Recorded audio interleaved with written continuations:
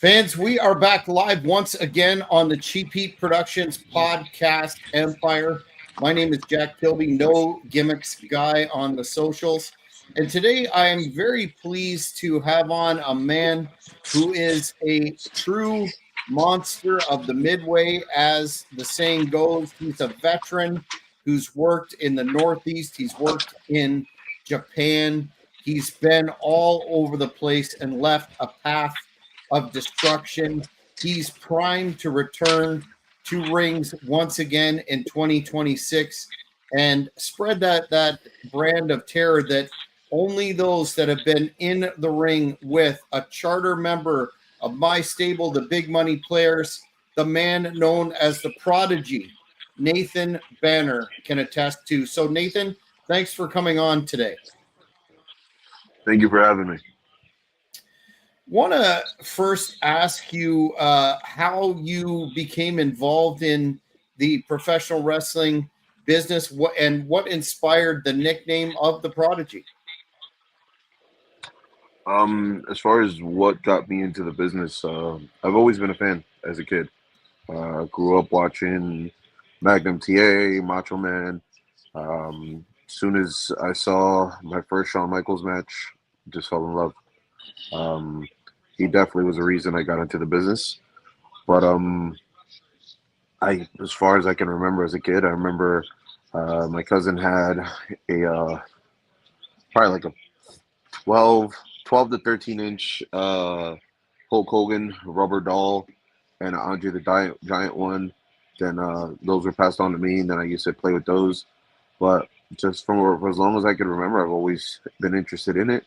And as soon as I just found out who Shawn Michaels was, I just was hooked. I'd emulate him. I would do the diving elbow off my bed or onto my bed or off the bunk bed or different things. But in middle school, started backyard wrestling. I ended up meeting Jay Lethal there. We went to middle school together. We grew up together. Him and I just started wrestling around. Anything we would see on TV, we would emulate ourselves. Up until the time where he ended up wrestling for JAPW. He won some Tough Enough gimmick that they had. And then about a year later, I was in Costa Rica for the summer. Then later that fall, I started going to JAPW. Jay's dad would take us, and I started training there. Mm-hmm. How did you get the nickname the Prodigy? And we'll talk about your physical size and how agile and aerial you are for a man of your size. But how did that name first come to be bestowed upon you? So I went by so many different names.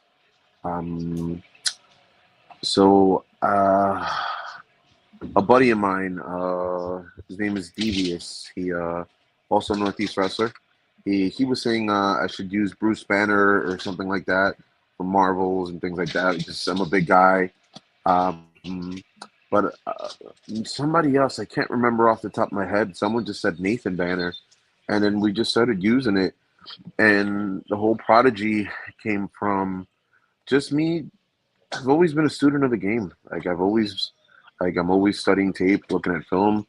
It's funny. I watch wrestling with my son now, or even with my wife. Like we could be watching any show. She loves watching the girls work, but I'd call spots right before they get done, and she's like, "How'd you do that?" I'm like, "Just what I would have done," or things like that. But I'm always just looking at footwork.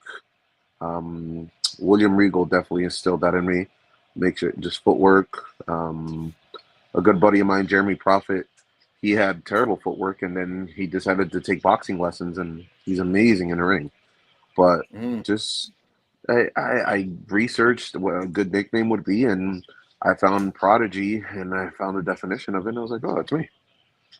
So well, it definitely fits, sir. And in terms of your training process, I know that you trained with a number of folks that have gone on to do big things in the business, including one that just returned last week, making a big splash in there, AJ Lee. Can you talk about your training and some of those folks that you share to ring with? Yeah.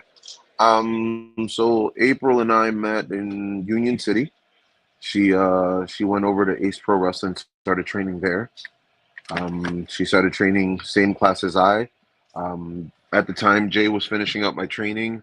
Sometime between JAPW and going to ECPW, hurt my knee, hurt my back, and then finally he just finished off my training over there. So I was a part of their class, and April came and just jumped right in there with the guys. She wanted to train with the guys. She didn't feel like training with females, and she would she would take it and give it. She didn't want us to go easy on her, so one best believe when she's in the ring, she's definitely giving it to those girls. I saw a shiner on Becky, so I've Mm-hmm. definitely felt those from her. She got a hard hand, Mm-hmm. but Mm-hmm. yeah, I got a chance. She was with us for quite some time.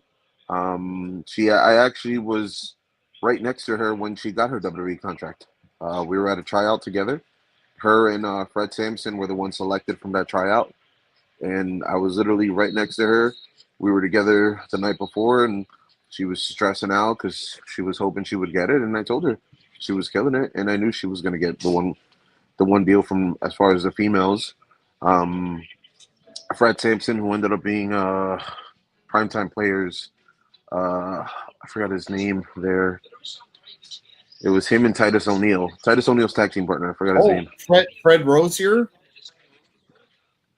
Is that it? Is Is that it? that Was his that his real name? name? Yeah. Yeah, yeah. I'm Well, forgetting Fred his gimmick Fred name Sampson, I though. believe is yeah, I believe Fred Sampson or Fred Rose. That's his real name. But yeah, it's they always call him a dark John Cena. Mm-hmm. Mm-hmm. But yeah, him and April were the ones selected from that tryout. And then we kept in contact for a little bit, but just grew apart. It's been years since I've spoken to her, but I wish her well. I'm glad to see her on TV again.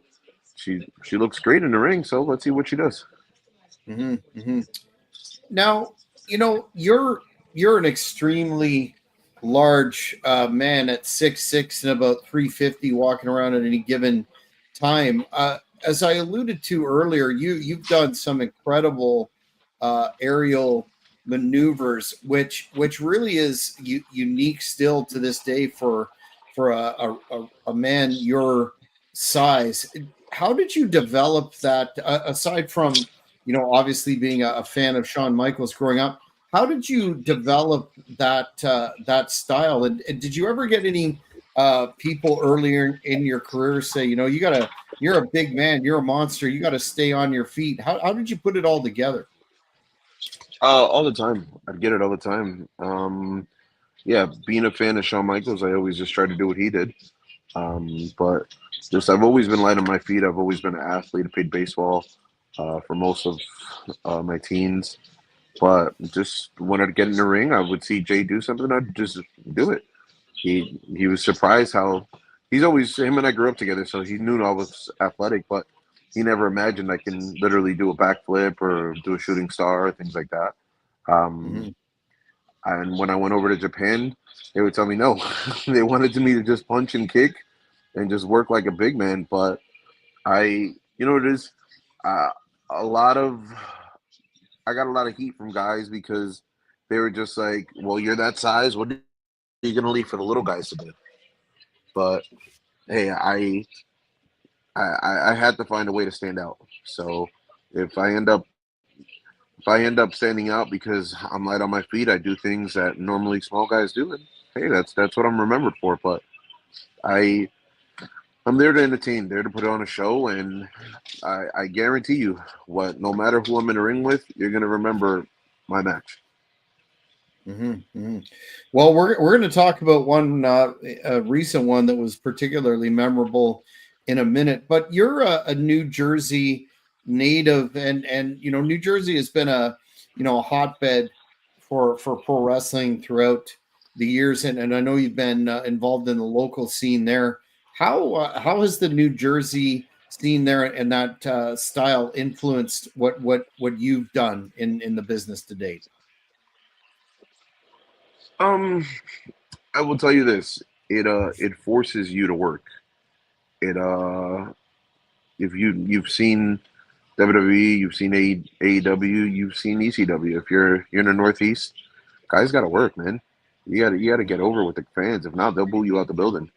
So I never wanted that experience. So I always made sure I could work with the best of them. But I was there to put on a show, like strong style, lucha, any technical wrestling.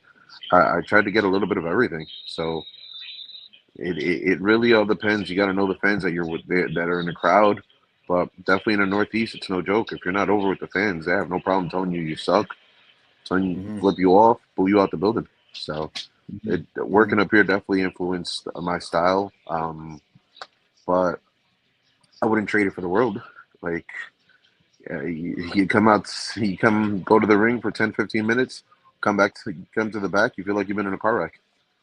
Like that Mm-hmm. strong style is no joke. But hey, like you do what you got to do. Um, I definitely I still enjoy doing what I do. I'm glad I got the opportunity to get back in the ring. 2026, I look forward to traveling some more, seeing what else I could do. If I get an opportunity to go back to Japan, I definitely will take it. Yeah, we'll talk about Japan in just a second. But a fan on social media was actually at our show that I managed you on in Napanee, Ontario.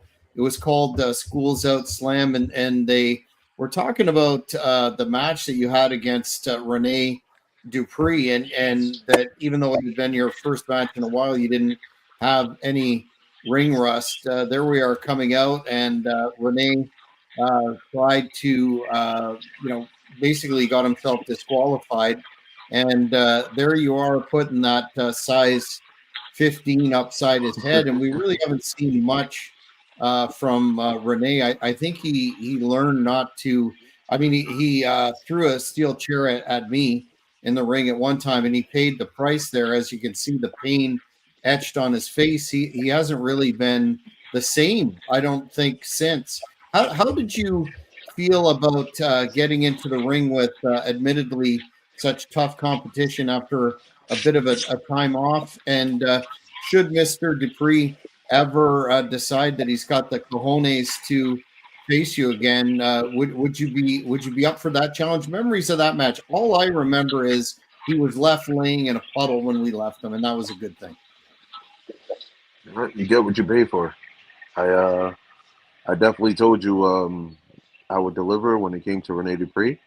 When it was announced that him and I would be stepping in the ring together, I was excited. I grew up watching Rene Dupree on TV. Great worker, great technical worker, but when you step in the ring with him, you're gonna get hurt.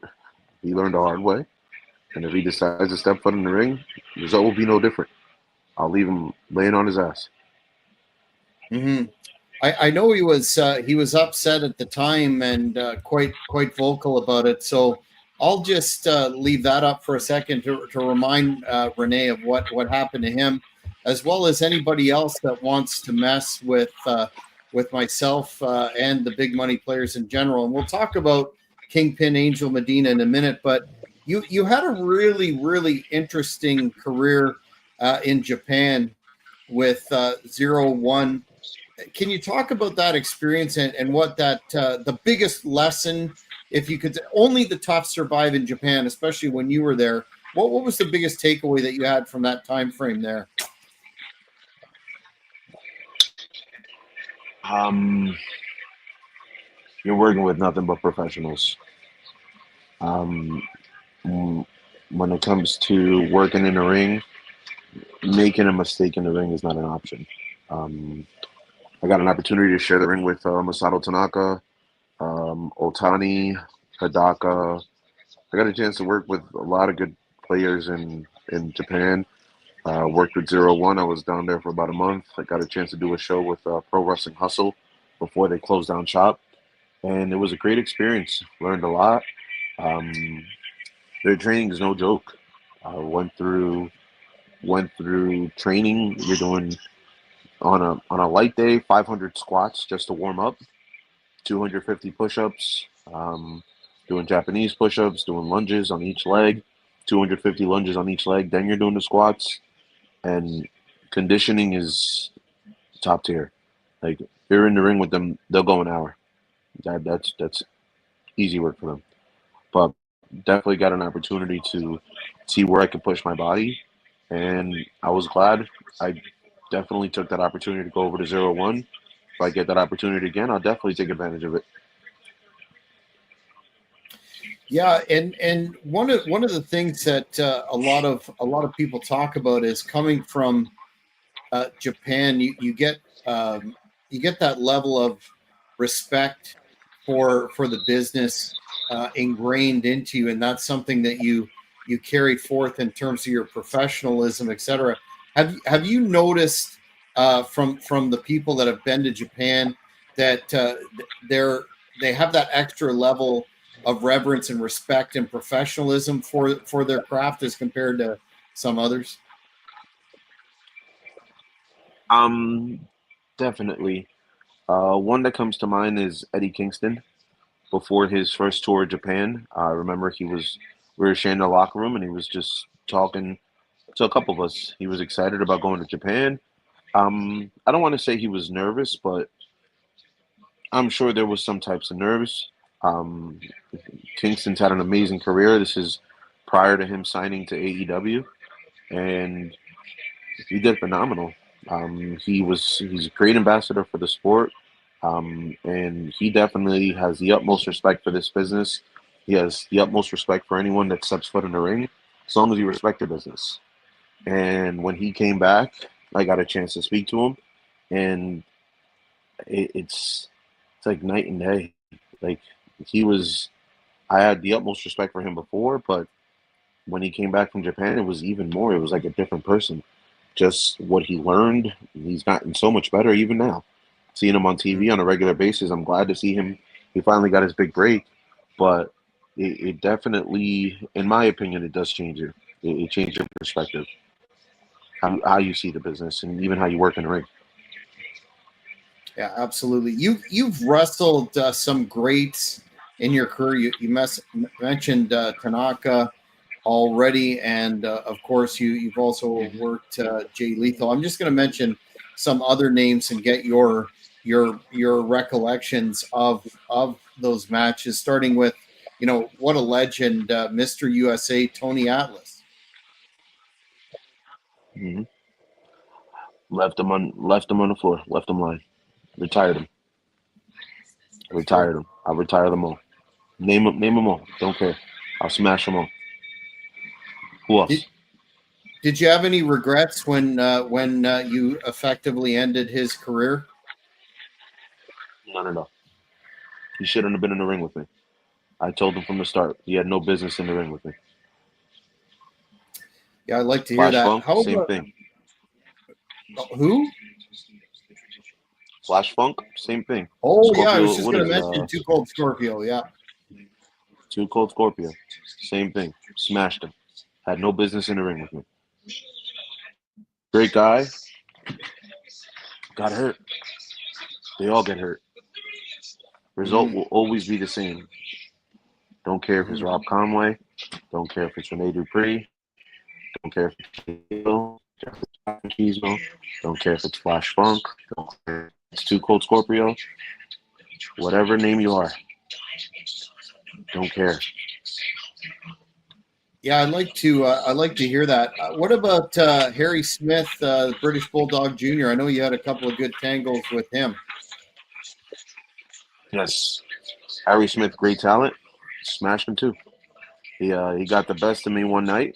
I wasn't my best. Took some time to heal up after that, but smashed him also. And He's got a and a receipt guy. coming, and he knows it. Well, he's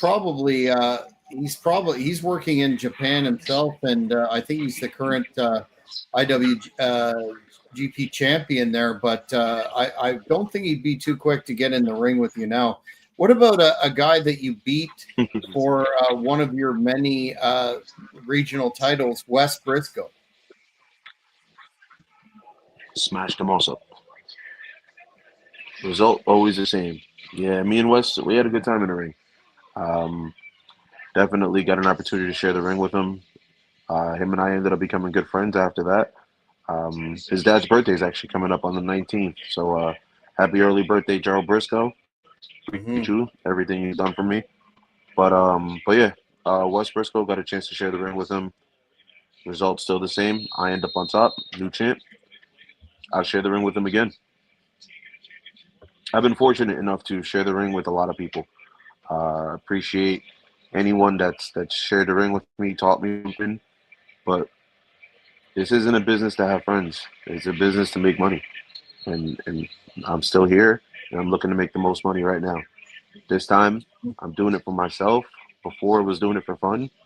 Now it's just putting money in my pocket to have those big name matches, get those, yep, boot to the face.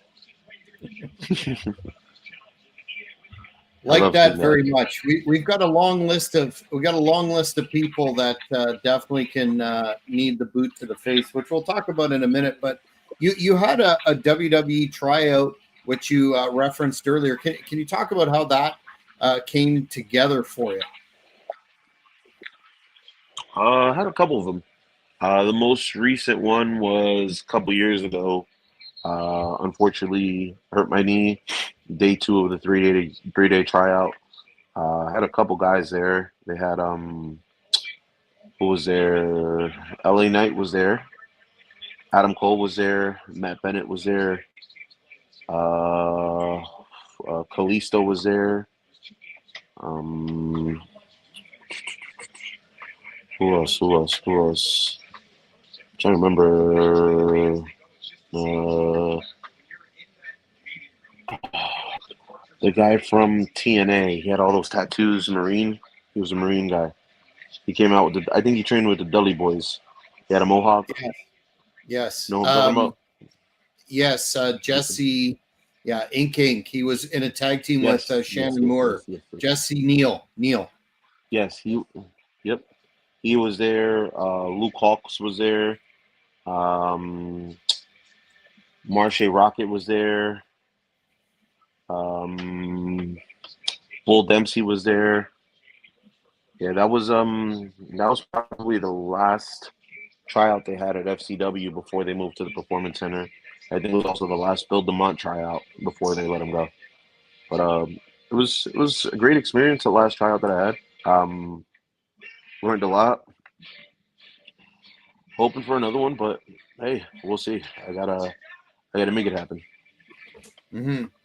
Well, you're certainly from our communications. You're doubling down on the physical side of things, and I think you're only hitting your prime now. So any major company would be a benefit if you were on the roster. Speaking of 2026, um, when I called to because I needed someone to take care of this guy here, who fans might remember smashed me in the head with a briefcase, and he got what he deserved. I knew what I was doing. I studied tape. I knew your reputation, and I thought you'd be a perfect member of the big money players, who also includes right now ECW Original, my broadcast partner, Kingpin Angel Medina. 2026, we're looking to do a lot of things, including some tag matches. How do you feel about tag team wrestling, and are you excited about the possibility of tagging with Angel? Because I think any strap in any organization, any tag team titles, they're ours if we want it. Let's be honest. Absolutely. Yes, definitely a big fan of tag team wrestling. Big fan of the Machine Guns. I was a big fan of the Rockers. Shawn Michaels, obviously. But yeah, do I have a love for tag team wrestling? Absolutely. Do I want to go out on my own? Absolutely. But at the end of the day, wrestling's wrestling. You know what I'm saying? I want to be the best. I want to be on top. I want to be number one in any company I'm there. Same thing goes for tag team wrestling. Would I love to tag team with Angel Medina? You think I mentioned Rob Conway by mistake? Rene Dupree can give him a call. I know I got my tag partner, so that's fine by me. But no, yeah, definitely. The opportunity presents itself. Absolutely. I look forward to it. He's got a ton of experience. I can definitely learn from him. I'm sure I can teach him a couple of things, but yeah, definitely. It's always nice to know I have someone watching my back, especially someone like Angel.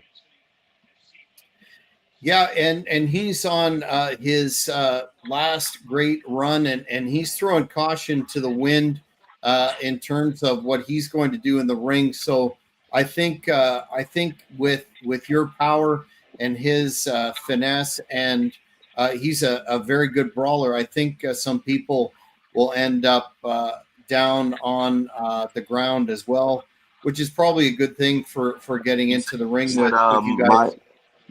you said my power and his finesse. Hey, we got a name right there.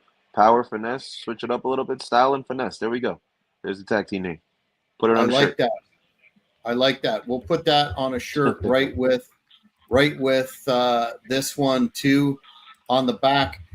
It's interesting that a lot of people talk about who their dream opponent would be, who could they face in the industry that's, I guess, still active, that you haven't had a chance to face, that kind of armchair stuff.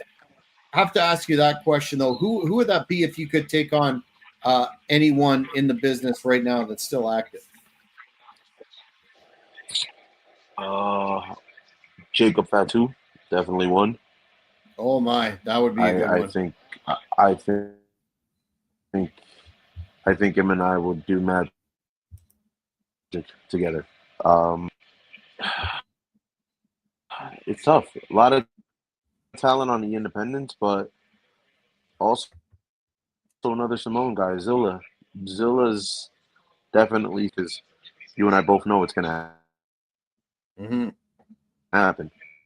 Kid's talented, but definitely would love to share the ring with him. But yeah, as of right now, the two that come to mind, definitely Jacob and Zilla. And my goodness, would those be barn burners? In But if in we're talking terms of, about, sorry, go ahead. I no, but if we're talking about like anyone else active roster, uh, trying to think, I would have loved the opportunity to share the ring with Rhino. Um, but obviously Shawn Michaels is done. AJ is finishing up, but AJ and I were two completely different styles. Could we do something great? Yeah, I'm sure. But as far as just guys that are at their top guy right now for me to work with would definitely be Jacob. Hmm. And who knows, that very well may take place. I just want to get in, since you mentioned Rhino, a plug for Finger Lakes Extreme Wrestling in the beginning, Friday, September 26, 2025, at the Mud Creek Bison Ranch in Savona, New York. It is the Man Beast Rhino in the main event of the first ever show. So much buzz around this event, notably because it's going to be a stacked card from top to bottom with some of the finest talent in the Northeast, including Sean Carr, a man who's really making his name out there and has been for a number of years, against the Man Beast Rhino in the main event. You're going to want to check that out, fans. Tickets are going fast at flexwrestling.com. So who knows? Maybe when the big money players show, there could be an opportunity for you to face Rhino. After all, the future is absolutely bright, especially moving into 2026. I got to ask you this one before I let you go, Prodigy, and that's, if you had a set of goals to accomplish in this business moving forward, or maybe a singular goal, what would that be? Um, I'd probably say create such an internet buzz around the indies like Matt Cardona's done, um, and then take my pick. I would, instead of just chasing one company, get to a place where they're knocking on my door, and I'd make my decision as to who I want to go with. But my sole focus right now, enjoy the indies, and just take over. Take over. I definitely have a lot more bumps in me, and 2026 is not only myself, but big money players, Angel Medina. Definitely going to hear a lot about us. Yes, sir. And I would encourage the fans to keep an eye on this channel, the platforms that we post on, because again, we're going to be talking about some big things to come. And this man right here, the Prodigy, is going to be right in the thick of it, and he will come out of the future in 2026 as one of the hottest unsigned major talents in the business. Prodigy, I want to thank you for your time tonight, and we'll be sure to keep the fans updated as to all the developments. Do you have anywhere that they can follow you to keep up with what you're doing? Just Instagram right now at Prodigy Banner. Definitely reach out to me there. Buy the shirt, and I'll see you at the next show. Absolutely. I think that we throw a lot of hyperbole around sometimes in the business about talents that have really so much more to do and so much gas left in the proverbial tank. This man is definitely one of them. You're going to want to pay close attention to what happens in the weeks and months to come. But fans, that's it for this edition of the Cheap Heat Productions podcast with the Prodigy Nathan Banner. Thank you so much for watching, and we will catch you on the flip side.